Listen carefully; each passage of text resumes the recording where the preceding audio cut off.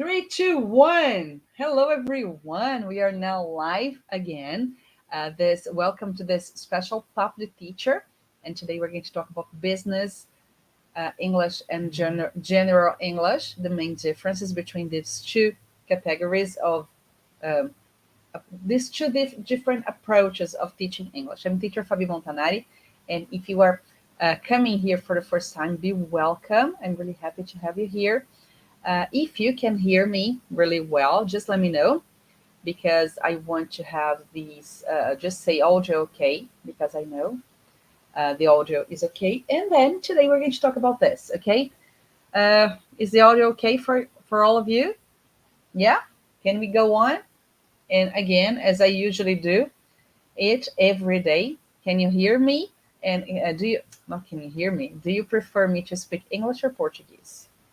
I can continue in English. But if you have any problems, I will talk in Portuguese. This is not the official classes. This is a way for you to understand how you can really become fluent and confident when you're speaking English for business purposes. And okay, very good. So off we go. Uh, I will continue in English, okay, unless somebody asks me, really, teacher, please speak in Portuguese. But let's go on with this. Uh, well, what's the difference between some students ask me, sometimes I'm talking to some students and they ask me, uh, do I should I study in what kind of English should I study? Why do I need to study business English, and how is it would become uh, it would be better for me studying business? And this is the question. So this teacher talk today is about this. um, you need to understand that when we are talking about general English, they are different. General and business English, they are different forms of the same language. In the end, at the end of the day, you really need to speak English, okay? But there is one point, and you're going to understand me. And I'm coughing. Do you understand coughing? I really need to drink a lot of water because my voice is getting bad. When remember I forgot the cube there in the TV room. But remember when I said about this cube here, we have different sides of the same language. So when we are speaking general English, we are going to use it for everyday needs. We need to live in English. So we have situations where we go to the supermarket, we go to the bakery, we go to the butcher's, we go to the grocery store, and we need to interact with people in English.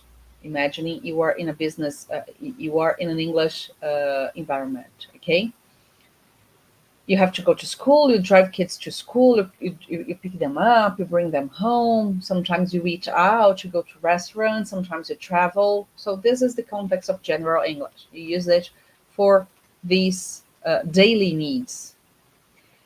Now, business English, of course, we have this situation about this business jargon and negotiating and having deals in English and talking like about finance or marketing or lawyer.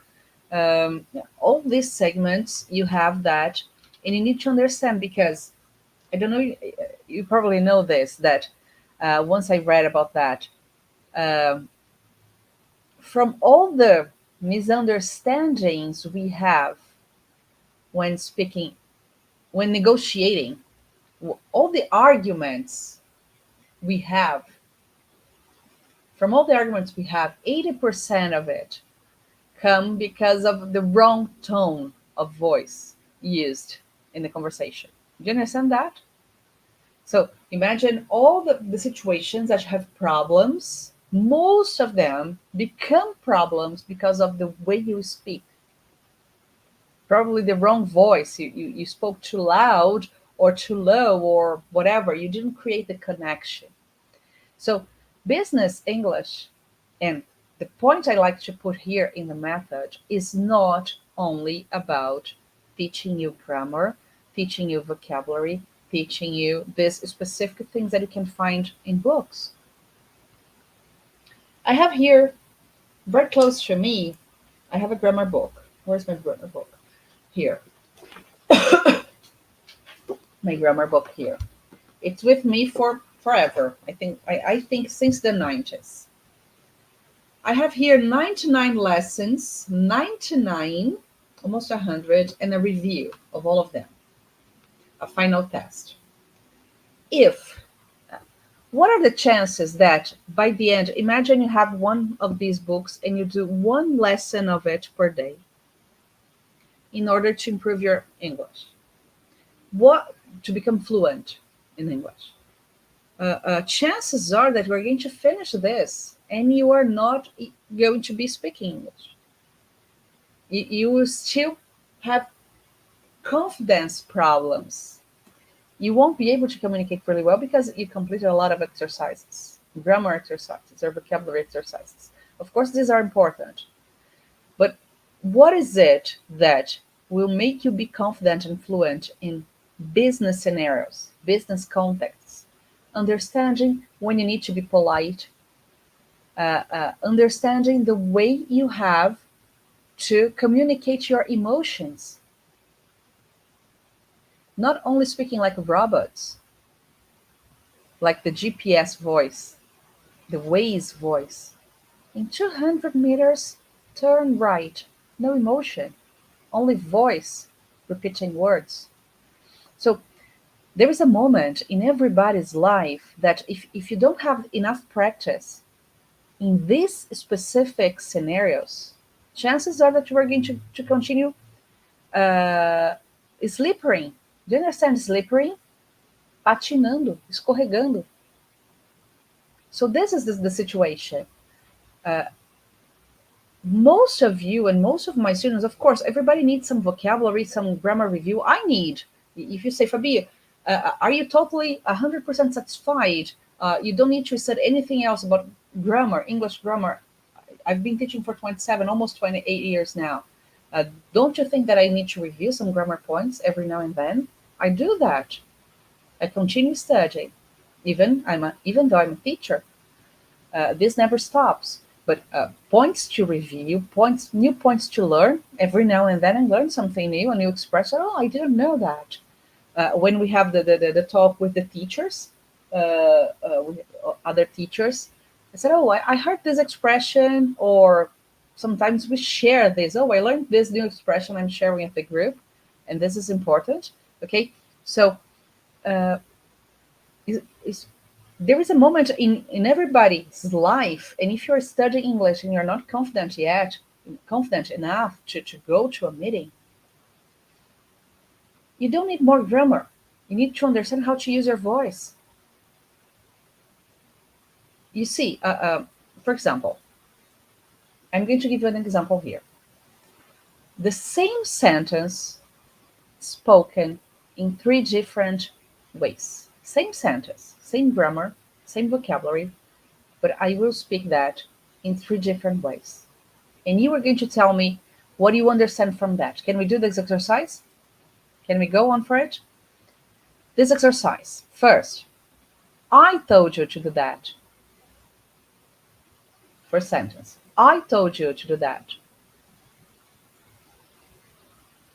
Second sentence. I told you to do that. I told you to do that. Third sentence. I told you to do that. I told you to do that. Same sentence. Grammar, same grammar point. Vocabulary, same vocabulary. What changed in these 3 sentences? I'd like to hear from you. What happened in here? Could you get it? Could you really get? What happened? Could you understand that we had emotion was different, the message was different, the intonation, yes, I heard here now, intonation was different. And the intonation refers to the emotion you want to communicate. I told you to do that. Eu te falei para fazer isso. Eu falei para você fazer isso. Eu falei para você fazer aquilo. So you see, you need to be able to use English in this way. In this case, you don't need more vocabulary. You just need a specific practice for that, to understand that. Different ways for you to speak more naturally. What I hear the most from my students, or from people that want to become a student, all these students, when I have a new group, when I have, we interview all of them, okay? And what I hear the most from them is this: I want to speak English naturally. I feel sometimes I feel like a robot speaking English, and that's it. In this case, it's not more grammar. More grammar won't make a difference in this. So this intonation, your voice, your rhythm, your tone will make the difference in your communication. Okay, so it's really important for you to understand that. And when we talk about business English, okay, there is a specific vocabulary for finance, for lawyers, for doctors, medical English. There is something different for engineers. There was one moment that I thought we had a student that he worked with stones, pedras, different stones. So there was some specific vocabulary that it was related to that area that he worked.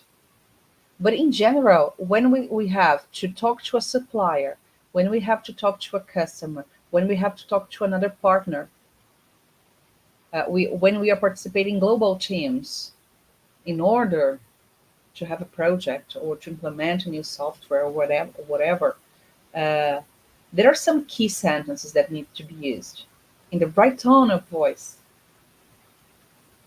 I told a story to my students yesterday in the class, not in the live, in the class.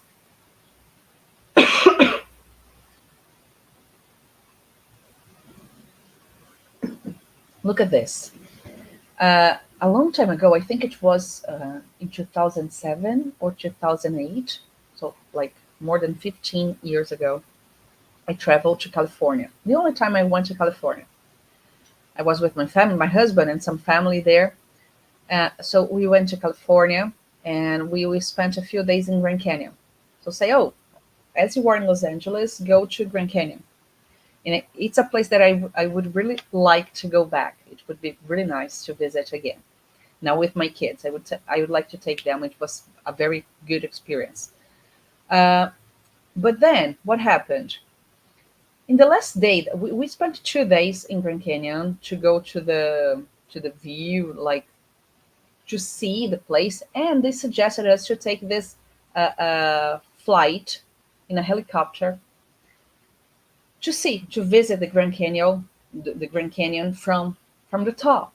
I said, okay, I had never flown in a helicopter by the time, but okay, let's go there. And there were 2 companies in the city I was. There were 2 companies offering this flying services. The basic one, like not basic because it's a helicopter, but there was the premium service, very, very, very expensive, and the other was more affordable. Not really cheap, but more affordable. I said, okay, let's go. Let's take this flight. So we decided to go to the basic, the less expensive service. So we booked on the internet. I don't remember really how I booked it. Oh no, we booked it in the hotel. The day we arrived in the hotel, they suggested us, they offered these 2 possibilities. We chose the most affordable one, the less expensive. And the hotel, the front desk of the hotel booked for the next day. And the other day, 2 days after that, we would be coming back home. So the only day I had was the following day from that. So then when we arrived, I said, okay, we have a reservation for today. They received us. There are some procedures, safety procedures. They explained like all those messages that we have when we get on an airplane. So we stayed there for 1 hour. We watched the video, and then we were waiting near the platform. And they told me, said, okay, you are going to fly in the helicopter aircraft number 12. I don't remember the number, but let's imagine it was number 12. Okay, so I saw the helicopter there. Uh, we were supposed to go next. But then the helicopter came down. Other passengers were called and they embarked. They flew. They came back. Other passengers arrived and they flew again. And we were there saying, okay, we have a problem here. Because by this time, we were supposed to be flying. We were supposed to be coming back. And we're still here. And what happened? It was a problem. Then I said, okay, what's happening? First, in this group, the only people that spoke English was my husband and me. And then we went to the desk there, to the reception, said, okay, we have a problem. We were supposed to be flying. We have this reservation. Oh, then they checked on the computer and then they said, oh, you are next. Next time you were going to be on board. Okay, so let's wait. We've been waiting here for 1 hour and a half. Let's see. And then again, the plane, the helicopter came back, and other passengers were called to embark.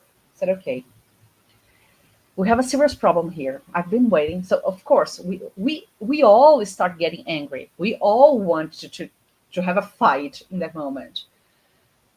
But what happened? Because I could use my voice and the way I communicated in a polite way, said, okay, we have a problem. And then I explained again to another attendant. And then he checked.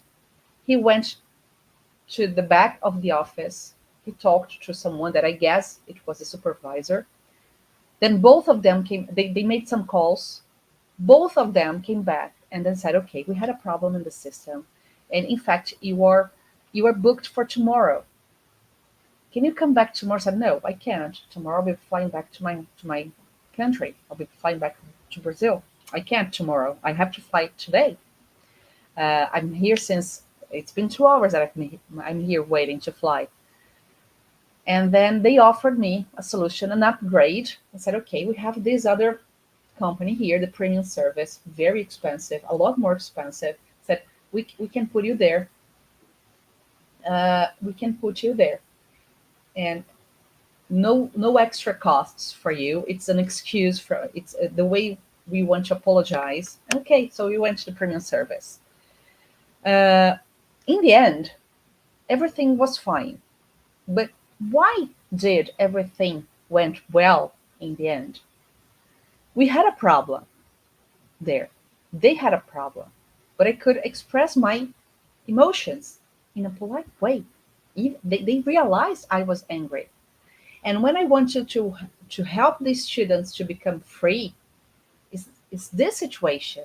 When you have a meeting in English, the main problem is that grammar exercises, I'm sure you have taken a lot of grammar exercises by this moment of your life.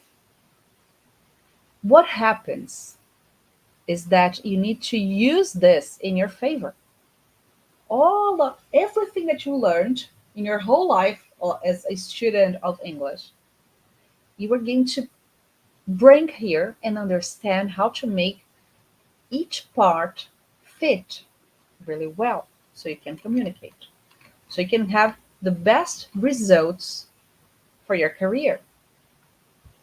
Because when you speak English, you are not only when you are able to speak English, you are not only helping yourself, you are helping your team, your partners, you're helping your company. Sometimes if you close a very good deal, you're helping your company to make more money. and you're helping your company to succeed in some projects. And this is good for you. So you need to understand that speaking English is not only good for your life, it's also good for everybody around you.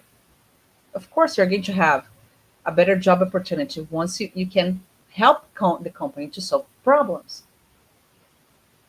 So business English is about this, understanding the way you can communicate, not in a rude way. You have sometimes, I understand that in a negotiation, sometimes we need to be tough, we need to be aggressive, but also kind enough to have the deal. So what I want to show you here, and you are going to see in a thorough way. Do you understand thorough? Vocabulary, English vocabulary, thorough, in a deep way, in a more profound way, is that once you have all of these organized in categories, you know how to organize a presentation. You know how to get prepared for a meeting. You know how to deal with a tough situation in your everyday communication at work. So that's it. So this is the insights I need you to have to be fluent in this kind of conversations. So imagine in this situation, okay, when I say only teaching English for traveling purposes wouldn't help me in that situation with the helicopter. When would you have role played a situation that you book a helicopter to have a ride in a flight in Grand Canyon, and the agency makes a mistake and you have to deal with that? This was totally not likely to happen. Nobody thought of that. But once you are independent, you are able to communicate in different aspects, in different scenarios. Not only in those foreseen scenarios, not only in those. Okay, so, and this independence comes from you understanding the right tone, to understand, to becoming more confident about what you're going to listen. I hear again another common complaint from my students and from the followers I have here on this medias, is that, oh teacher, I have listening problems. You don't have listening problems. You feel insecure to talk in meetings because you are insecure about what you listen. Oh, why is it easier for you to read in English than it is for you to understand English? And this scares you because you are not, sometimes you get scared because of different accents. You are used to one American accent, but then you're going to negotiate with a partner from the UK or from India. You have a boss from India, or you have a very good customer from India that's buying software from you. And then you have to speak, you have to understand. But once you understand these differences, it becomes easier. Remember that yesterday we were talking about accents? I took a note here, and this is the sentence I want to share with you. Pay attention to this. When you say that you have difficulties to understand English, and somebody yesterday said this to me, so Fabi, I can understand when it's a native person is easier for me. No, a non-native person is easier for me to understand than it is a native, because native people speak in a natural way. Look at this example here in Portuguese. I'm going to speak in Portuguese now. I want you to look, to pay attention to this. Quero uma casa branca e alta. Imagina que você está conversando um arquiteto. E você vai... Qual a característica da casa que você quer? Aí você fala para o arquiteto, você fala, quero uma casa branca e alta. Você entendeu? Todo mundo entendeu. Mas onde que eu juntei os sons aqui? Quero uma casa. Eu não falei quero uma casa. A gente juntou. É natural, você nunca nem pensa sobre isso. Quero uma casa branca e alta. Eu não falei branca e alta. Mas, provavelmente, um estrangeiro falando português falaria quero uma casa branca e alta. Todas as palavras pronunciadas. And the other way round happens too. We speak like that. I want a white and tall house. And a native person wouldn't say like that. But once you understand the connections, we need to make it naturally and not only understand the way you have to do, but practice it and have the feedbacks for it. Or say, okay, now I'm on the right way. You need to be aware of what you have to do, but you need, imagine this is a line you have to cross. This is the target. You are here. So you need to cross this line to be here. But it's not enough for you only to know that you have to come here. You need to practice so that you can get here in a faster way.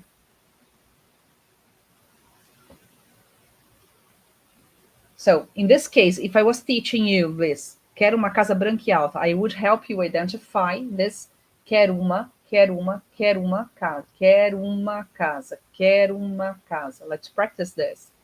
Branca e alta. In English, where does it happen? People from IT. Do we have anybody from IT here working in IT? People from IT usually say in IT. In IT. You say like nha, in IT. When you are supposed to say in IT, you have to make this linking sound.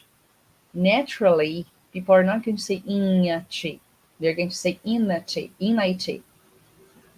Oh, in IT, we say like that. We say this. We use this word. We use this jargon in IT. In IT, not in IT. So there are many good news, bad news. There are many things that you need to learn about that. Good news, there is a pattern in English. Once you understand a few patterns and you practice, you can use it in other situations. Bad news, but good news. Okay? So business English is oriented for you to get the best results in not as a shortcut, but in an accelerated way. So all the methods here, 8WI, and you're going to, some of you already heard of it. 8WI stands for 8-week immersion, and all of them, they stand for this. They're focused. All the classes are prepared for this to help you accelerate in vocabulary, pronunciation, feedback, and everything. Yeah? I covered all the points today. I want to know if you have questions. And if you do have questions, let me know. Please, I need your help. If you liked this, I need you to click on the like button because it helps me as a digital creator. I need to understand these things. So just like it if it makes a difference for you. And because it helps a lot, the algorithm. Okay, I just want you to teach English, but I need your help. So that's it, people. If you don't have any further questions, I will see you tomorrow. And our topic tomorrow will be, what are we going to talk next? I'm opening my file. What's fluency for communication in business English? I'm going to explain this to you. This is very nice. This is a very nice talk. What's fluency? Because everybody says, oh, I want to become fluent in English. Okay, but do you really know what is it when you talk about business English? So I'll talk about it tomorrow. And that's it, people. I'll see you again tomorrow. It was very nice to have you here tonight. And bye. See you next time.